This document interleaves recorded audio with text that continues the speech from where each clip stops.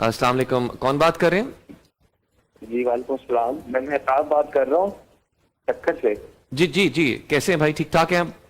मैं ठीक हूँ। मैं माशाल्लाह आपकी ट्रांसमिशन देख रहा हूँ। आज बीबी खदीजा का दिन आप मना रहे हैं और मुझे एक सवाल करना था मुफ्ती कराम से। जी जी बिल्कुल, उलमा कराम मौजूद हैं, सुन सकते हैं आपकी बात।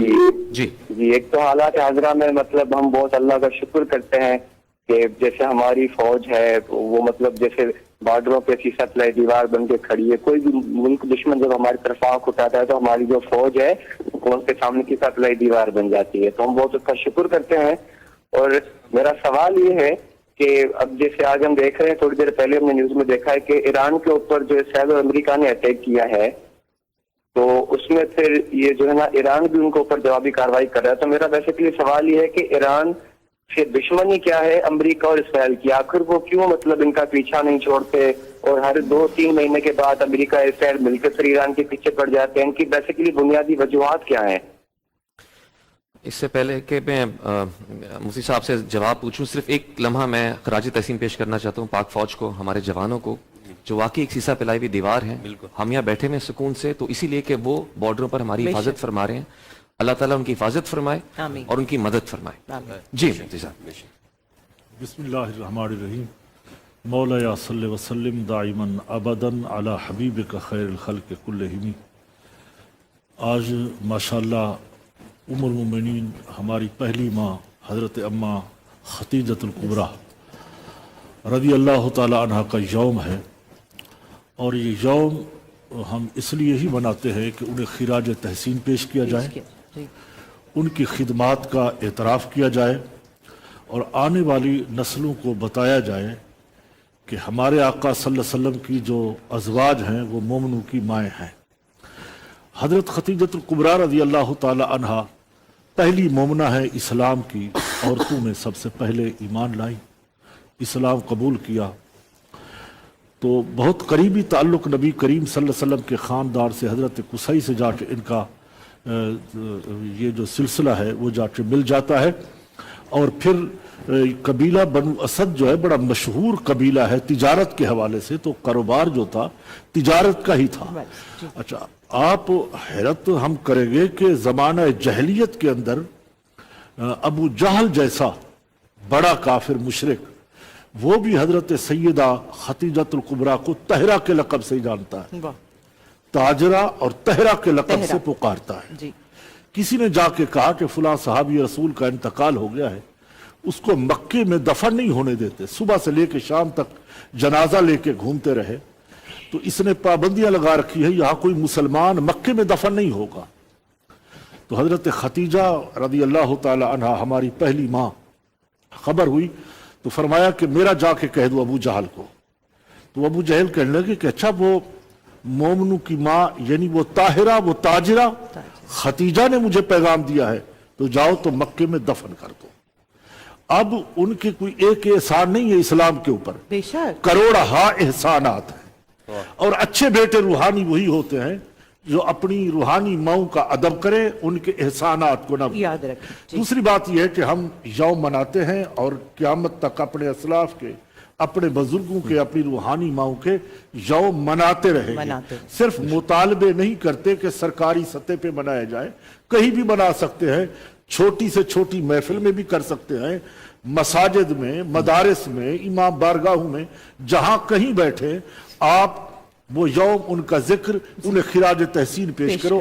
इसी का नाम ईसा अलैहिस्सलाम भी है, इसी का नाम उर्स भी है, इसी का नाम यौम भी है। खूबसूरत बात, बिल्कुल। अल्लामा साहब, अब मैं चाहूंगा जो हमारे कॉलर ने सवाल पूछा था हालात हाजरा के हवाले से, उस पर आप क्या फरमाएंगे?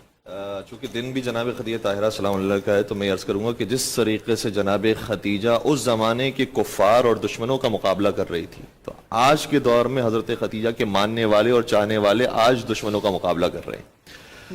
जिस तरीके से उस ज़माने के अंदर उन्होंने बाइकआउट किया था शेब अबी तालिब में, जनाब खदीजा ताहिरा को रहना पड़ा और उन्हीं के माल की और उन्हीं के इन्फाक की वजह से इस्लाम का शिराजा बाकी रहा।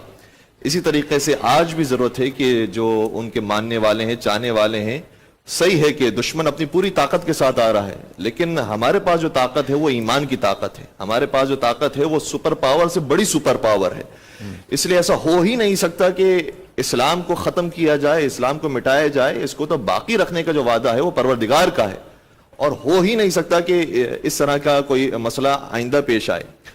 ساتھ ساتھ یہ کہ میں درخواست کروں گا ان افراد سے کہ جو مذہبی اسکالرز کو سنتے آئے ہیں اور مذہبی رہنماؤں کو سنتے آئے ہیں، تعجب ہوتا ہے کہ بعض ایسے افراد بھی آئے اور انہوں نے یہ والی بات بھی بیان کی کہ اسرائیل اور ایران یہ تو آپس میں دوست ہیں اور ان کی تو پیچھے سے دوستی ہو چکی ہے اور کبھی ایسا ہوگا ہی نہیں کہ ایران یا اسرائیل پر حملہ کرے یا اسرائیل ایران پر حملہ کرے۔ آج یہ سامنے ہمارے حالات ہیں، تو ذرا تفکر کرنا چاہیے کہ ہم کن کو سن رہے ہیں، کون سے بابصیرت علماء ہیں کہ جن کی طرف ہم جا رہے ہیں۔